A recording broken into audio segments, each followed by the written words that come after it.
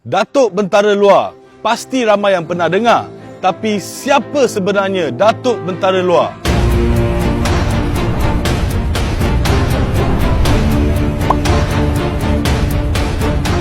Dalam sejarah negeri Johor, ada satu nama yang penuh dengan misteri.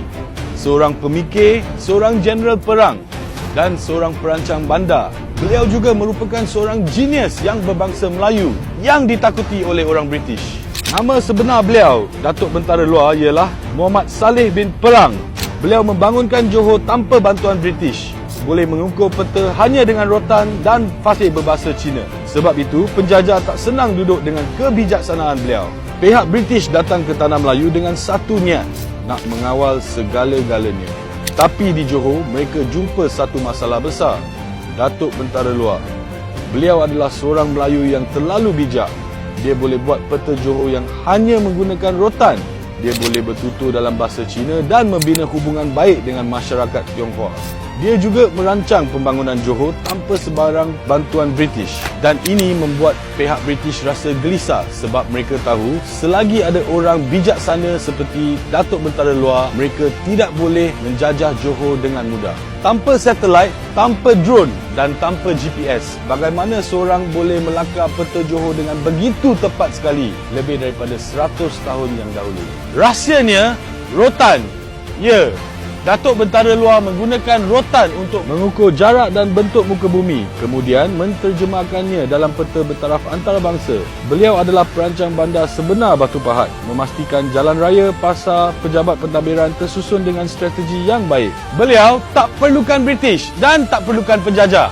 Pada tahun 1879 berlakunya Perang Jementah, iaitu pertempuran terbesar dalam sejarah Johor. Tengku Alam Shah menuntut takhta. Sultan Abu Bakar perlu mempertahankan negeri. Dan siapa pula menjadi otak atau mastermind di sebalik taktik peperangan ini? Ya, Datuk Bentara Luar. Dengan kepakaran beliau dalam taktik peperangan, pasukan Sultan Abu Bakar akhirnya menang. Ini membuktikan beliau bukan sekadar pentadbir tetapi juga seorang general yang memahami seni peperangan. Pada zaman dahulu, sesiapa yang melihat wajah Maharaja Cina boleh dihukum pancung sampai mati. Tapi Datuk Bentara Luar, dia ada cara dia sendiri. Ketika dijemput menghadiri jamuan di istana, beliau menggunakan hela yang genius.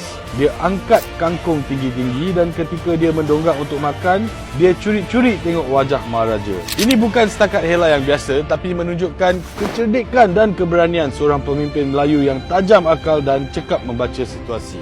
Satu lagi warisan yang jarang kita dengar, tarian Naga Melayu. Bagi mengelakkan ketegangan kaum antara Melayu dan Cina di Johor, Datuk Bentara Luar mencipta satu simbol perpaduan. Maka, lahirlah tarian Naga Melayu, satu bentuk kesenian yang menggabungkan unsur budaya Melayu dan Cina.